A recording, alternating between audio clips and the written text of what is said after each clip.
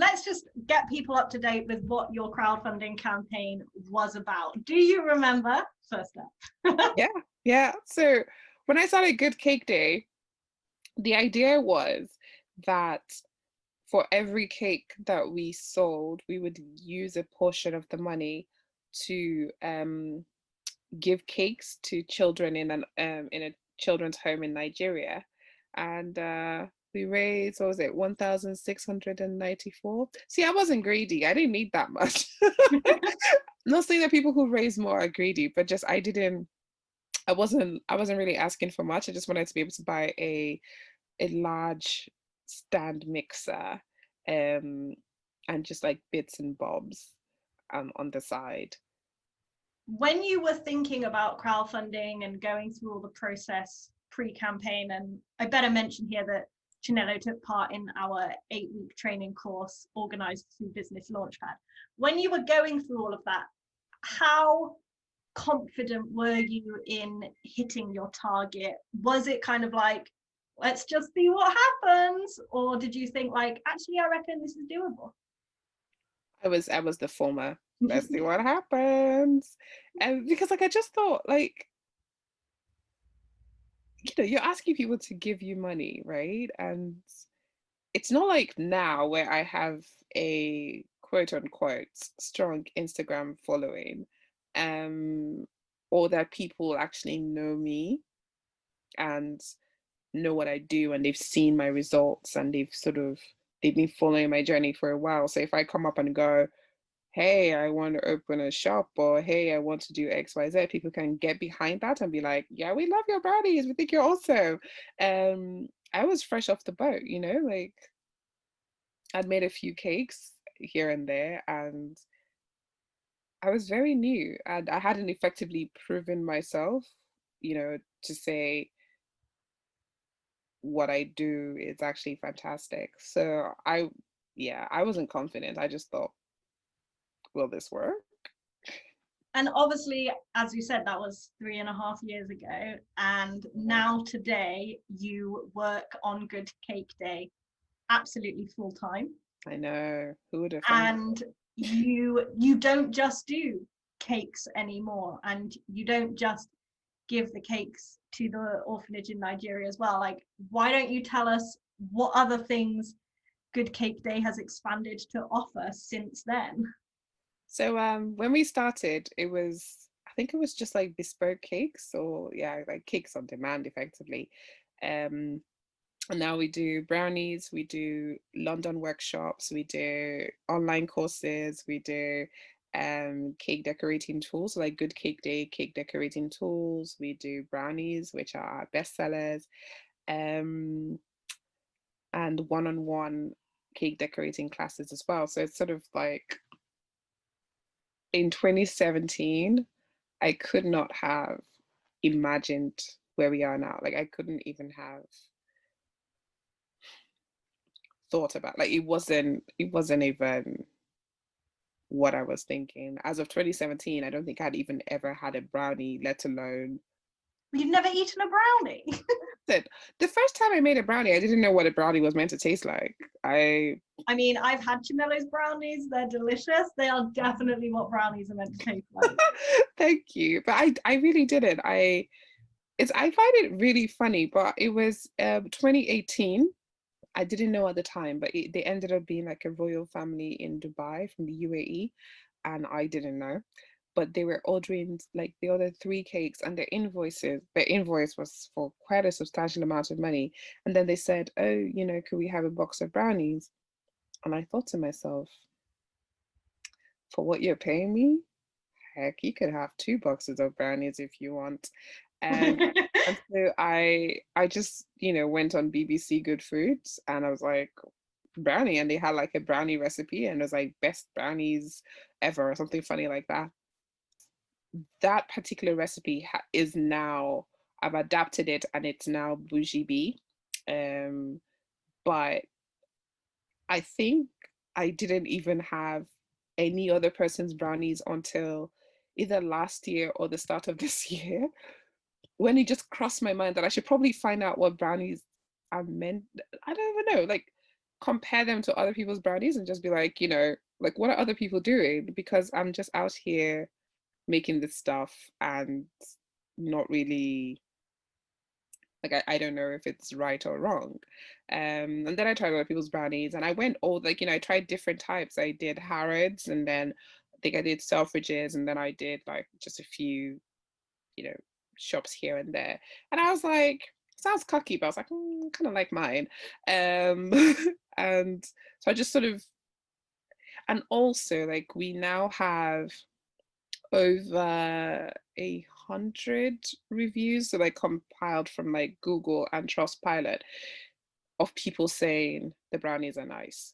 And so I think it's probably taking me that many people that are not my friends because that's really important, like your friends going or your family going but if like Jill Hathaway from Berkshire is like oh no, your brownies are banging. Oh, my husband loves your brownies. Or people who say things like, oh, I don't normally like brownies, but I like yours. Or my boyfriend is a brownie snob, but he absolutely loves yours, and people taking their time to leave reviews on Instagram and share their pictures and things like that. If with all of that sort of feedback, I've now gotten to the point where I think, okay, I think I'm good at this stuff.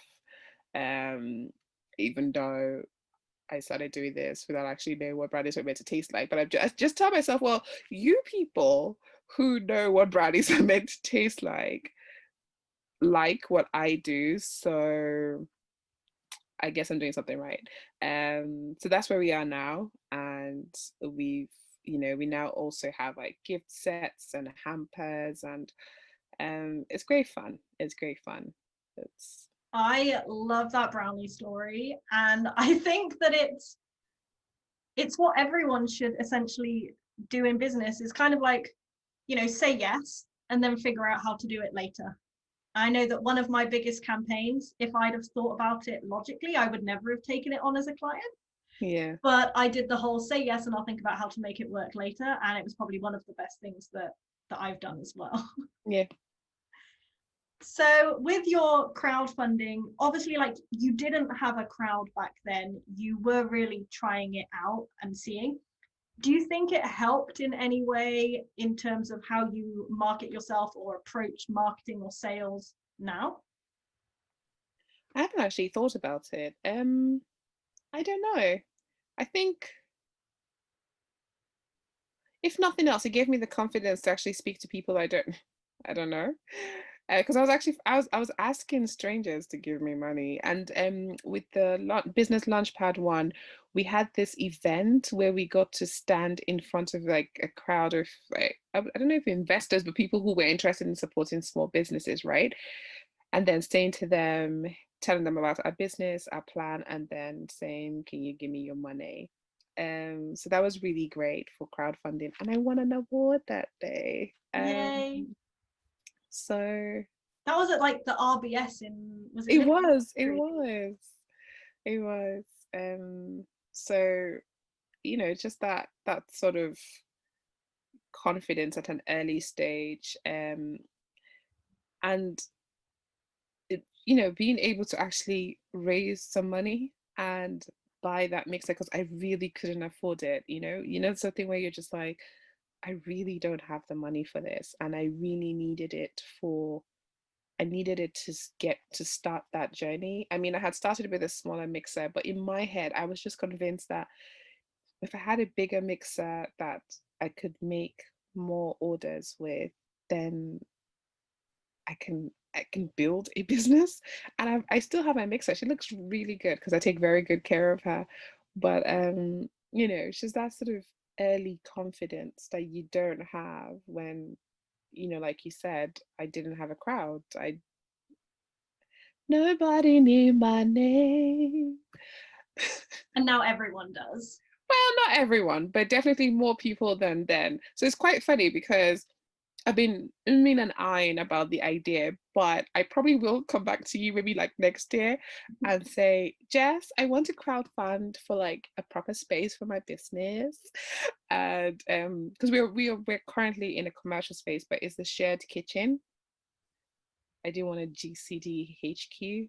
And so Mm. it's been at the back of my mind, just like at some point, maybe not now because we're trying to buy a house, but I just keep saying, um, I need to speak to Jess about crowdfunding for the GCD, the new home for GCD.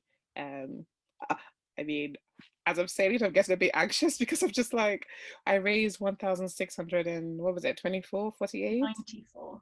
Like, seriously, I keep So underestimating much more myself. than you think. I know so much more than I think. This is like the story of my life. Um, but we'll probably need substantially more, and that freaks me out. But you're the expert, so we'll talk about that later. But just to Every hear, crowdfunding campaign you do, you can raise more than last time. And think how much bigger your audience is now and your reputation and all of that is now compared to back then.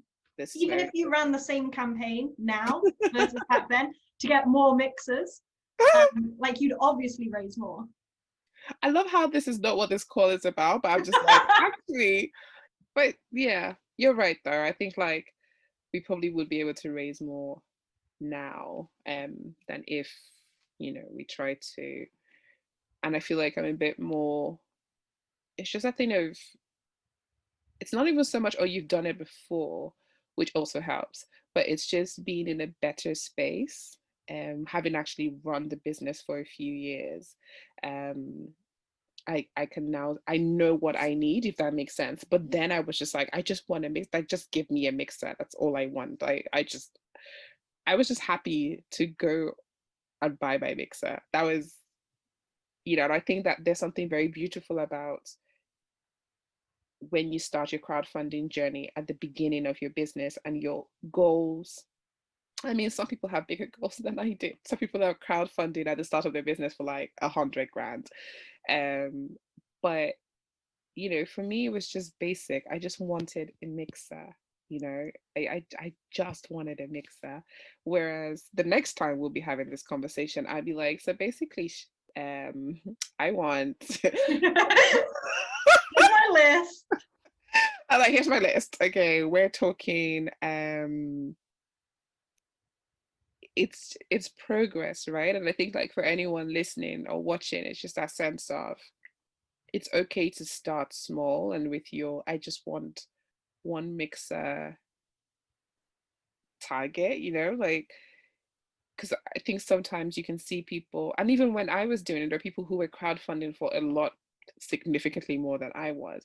And you can kind of feel like, oh, am I even serious? Am I a real business owner, whatever that means, if I don't have this big goals? But I really couldn't think of what I would do with all the money. I just I couldn't justify wanting a lot of money because I was like, I really just want a mixer. Um, and it's just interesting to see that, going on 4 years, I don't just want a mixer. It's like a lot can happen in the years. And even us, because we met because of that, right? But just staying in touch throughout those years, and they teach you about these things like at the start, like if you go for any, oh, I'm starting a new business course, and they tell you like it's about relationships, and relationships just sounds so long when you just want instant result. Maybe it's just me and I'm impatient, but I remember all these talks about, oh, the relationships you build are what help you in business. It takes time, all these things. I used to be like, I just want I the think money. that's our generation.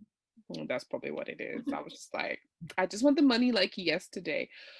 But every now and again, and quite more often these days, I'm seeing the value in it is the relationships, it is time. And you just have to keep going even when your life is falling apart. And mine, shortly after crowdfunding, pretty much fell apart. And sometimes I think, not sometimes, I say that this is actually the first year that I'm running my business. So I feel like a new business owner because I registered it on the 21st of December 2016, started trading properly in 2017, crowdfunded in May 2017. August 2017, lost my full-time job. My mom came over, she fell ill.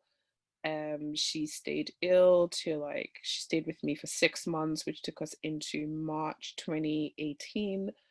By the end of 2018, so all through those 6 months that she was with me, I was unemployed. I lost my house, didn't have a job, obviously, went on benefits. I was going to a local market to sell like caramel sauces, just to try and make some money. Sometimes I would end up spending like the amount I would make on the taxi ride to the market, right? And all this time my mom was ill and I was dealing with all the emotions of that.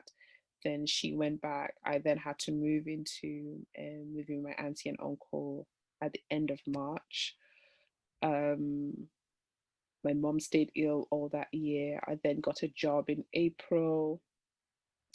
By Christmas Eve 2018, my mom died. So my life, as far as I'm concerned, just sort of like ended. And so 2019, I was dealing with that. And at the same time, also trying to grow the business because now that was the only thing that I could control effectively. And it was about doing the London workshops. And, it seemed like a really good business model. We made more money last year than we had the year before and the year before that. And I thought, oh my God, this business could actually work. And then we got into 2020 and then there was COVID. And I just thought, I thought we were not going to be able to match last year by any stretch of the imagination because I didn't have the classes. And in the course of concentrating so much on the classes, I wasn't even doing that many cakes and definitely not brownies. So to then go from all of that and come into 2020, and in the midst of sort of 2019, just that sense of hopelessness and not really wanting to be alive because it just said like there was no point, but somehow still sort of just trotting along with the business. And then we got into 2020 and then we had lockdown. And I feel like it was in the period of lockdown that I started to look at my business as a business, and just start making business decisions and thinking long term and thinking how can, what do I want out of it? What do I want her to do? The branding, like the packaging you were talking about earlier, all of that happened in lockdown. Before lockdown, I had one type of brownie, which was Bougie Bee, and now we have seven. And you know, having tools, having London workshops, online courses that started in lockdown. So it feels like my business really started to feel like a business somewhere between March 2020 and now. So I feel like I'm like 6 months into this whole business running Malaki. And it's been really interesting for me to go through that journey of losing everything. And then this thing that was sort of in the background now sort of coming out as this great saving grace, as it were, just like, and even me now just quitting my job in August, I would 2017 when I wanted my mixer. How long ago does that feel now? It's just like that woman, if someone had said to her, oh, so with this cake thing and your mixer, will you be able to quit your job? I would have said no. I mean, how much are my cakes? Are you mad? And it just shows how, I don't know, it was just like a leap of, this was an offer. It was their business lunch, but we're like, would you like to crowdfund for your business? I was like, yeah, sure. Like I didn't have a plan. I didn't have a, we're going to conquer the world. No, it was just like, I want to have a cake business. This is what I'm doing. We're giving kids free cakes, which is great. And if I have a mixer, I can do this more. So if you could go back and give 2017 pre-crowdfund Chinelo a piece of advice, or just like a little tip for the future 2020, what would you say to her? I would tell her that she's doing okay. I really would. Like I wouldn't change anything, which is, as I'm saying it, I'm actually surprised because I'm one of those people who always go, I wish I could just go back in time. But I wouldn't change it because I think like just that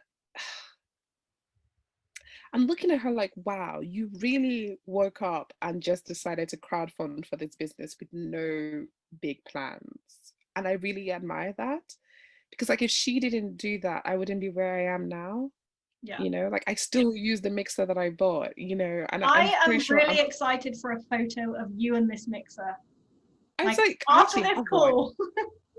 It's just, you know, like I call her Red and she's in really good condition. I mean, every now and again she goes like she like cranks a bit because like the warranty is about a year.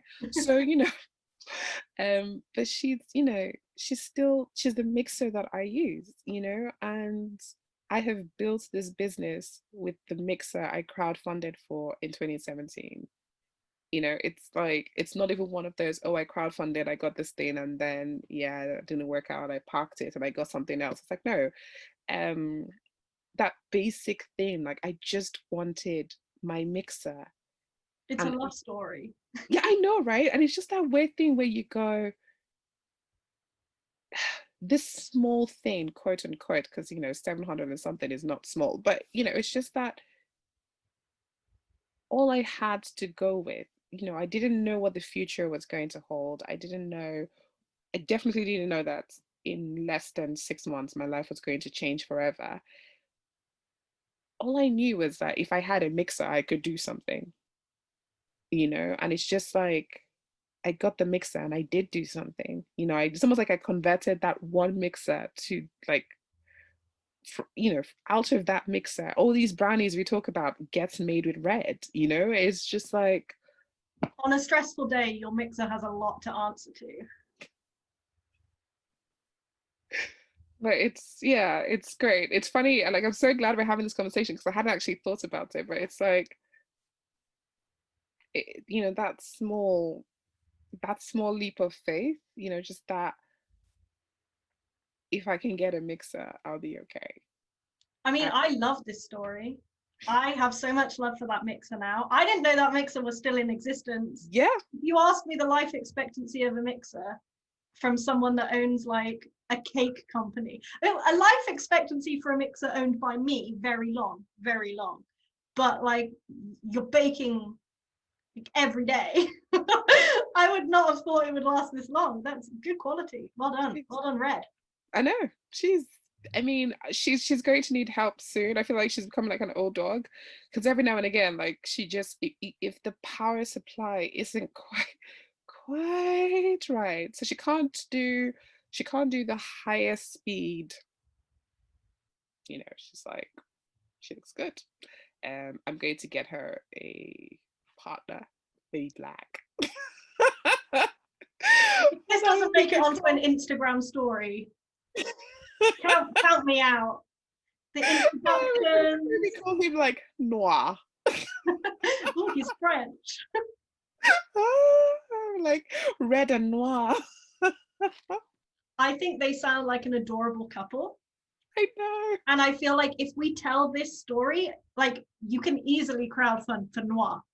I know, right? Like we need noir. I think I'd rather save my, because I think I can buy noir. I should probably Now like, you can. you're like, I know, right? I think Like another mixer, easy.